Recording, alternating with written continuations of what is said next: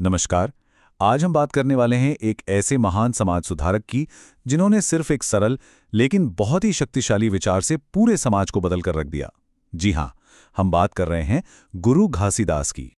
कभी सोचा है कि क्या लगता है आखिर कितनी हिम्मत चाहिए होगी एक पूरे के पूरे सामाजिक व्यवस्था को चुनौती देने के लिए। एक ऐसी व्यवस्था जो सदियों से चली आ रही प्रथाओं में आप जानते हैं पूरी तरह से जकड़ी हुई हो। आज की हमारी ये कहानी एक ऐसे ही इंसान की है जिन्होंने ठीक यही काम कर दिखाया, और वो भी सिर्फ एक सरल लेकिन बेहद शक्तिशाली विचार के दम पर। तो चलिए इस कहानी में थोड़ा और गहराई से उतरते हैं। शुरुआत करते हैं उस दौर से, उस समय से जब समाज में आपस में ही कई दरारें पड़ी हुई थी।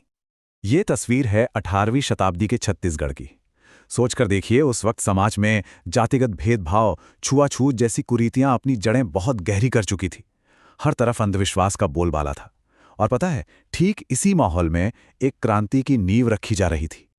और इस क्रांति के नायक वो थे गुरु घासीदास। तो आइए उनके बारे में थोड़ा और जानते हैं। उनका जन्म हुआ था 18 दिसंबर 1756 को छत्तीसगढ़ के गांव गिरौदपुरी में। उनके पिता का नाम महंगू दास जी और माताजी का नाम अमरोतिन बाई जी था। कहा जाता है कि बचपन से ही उन्होंने समाज में फैले इस अन्याय को, इस भेदभाव को बहुत करीब से देखा था और तभी मन बना लिया था कि इसे बदलना है।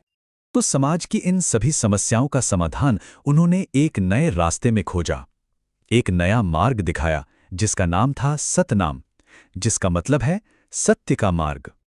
अच्छा, तो ये सतनाम का कॉन्सेप्ट आखिर था क्या? देखिए, ये सिर्फ कोई आध्यात्मिक आंदोलन नहीं था, बल्कि इसका जो मूल विचार था वो था एक निराकार ईश्वर में विश्वास और सबसे जरूरी सभी इंसानों की बराबरी। ये बात उस समय की जाति व्यवस्था पर एक सीधा और बहुत बड़ा प्रहार थी। चलिए अब देखते हैं कि ये विचार कैसे कुछ खास सिद्धांतों में बदला। उन्होंने अपने अनुयायियों को 7 सिद्धांत दिए और उन सबका संदेश एक ही था, समानता और अच्छा आचरण। और ये उनका सबसे प्रसिद्ध और सबसे शक्तिशाली संदेश है, मनखे एक समान, जिसका सीधा सा मतलब है सभी इंसान बराबर हैं।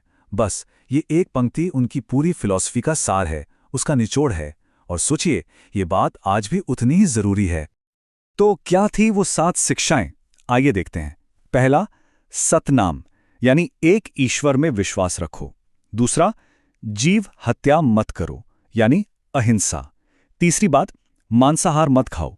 चौथा, चोरी और जुए जैसी चीजों से दूर रहो। पांचवां, किसी भी तरह के नशे जैसे शराब, उसका सेवन मत करो। छठा, और ये बहुत जरूरी है, जात पात और छुआछूत को पूरी तरह से नकारो। और सातवां, गलत आचरण से बचो। इन सिद्धांतों ने लोगों को सम्मान और बराबरी की जिंदगी जीने का एक साफ सुथरा रास्ता दिखाया। तो गुरु घासीदास और उनके इस संदेश का छत्तीसगढ़ पर एक ऐसा असर हुआ, एक ऐसी अमिट छाप पड़ी जो आज भी इतने सालों बाद भी महसूस की जाती है। और इस बात का सबूत देखना है तो ये देखिए, उनकी जन्मस्थली गिरौदपुरी धाम में बना ये जैतखाम। पता है ये क्या है? ये एक विजय स्तंभ है जो दिल्ली के कुतुब मीनार से भी ऊंचा है। ये उनके विचारों की जो स्थायी ताकत है उसका एक जबरदस्त प्रतीक है। उनके प्रभाव की जो यात्रा है वो वक्त के साथ बस बढ़ती ही गई। देखिए, 1756 में उनका जन्म हुआ, 1850 में वो गुजर गए, और फिर एक सदी से भी ज्यादा समय के बाद 1987 में भारत सरकार ने उनके सम्मान में एक डाक टिकट जारी किया। ये दिखाता है कि उनका महत्व राष्ट्रीय स्तर पर कितना बड़ा था। लेकिन सबसे अहम बात क्या है पता है? उनकी विरासत सिर्फ इतिहास की किताबों तक सीमित नहीं है, वो आज भी जिंदा है लोगों के बीच। पंथी नृत्य एक लोक नृत्य है जिसके जरिए उनकी जिंदगी और उनकी शिक्षाओं के बारे में बताया जाता है। हर साल 18 दिसंबर को उनकी जयंती पूरे छत्तीसगढ़ में धूमधाम से मनाई जाती है। सच कहें तो उन्होंने दबे कुचले समुदायों के उत्थान के लिए जो एक रास्ता बनाया था, वो आज भी लाखों लोगों को प्रेरणा देता है। और ये सब कुछ हमें एक आखिरी सवाल पर लाकर छोड़ देता है। एक ऐसी दुनिया में जहां आज भी हम असमानता से जूझ रहे हैं, वहां एकता का ये 250 साल पुराना संदेश आज हम सबको कैसे प्रेरित कर सकता है? सोचने वाली बात है ना?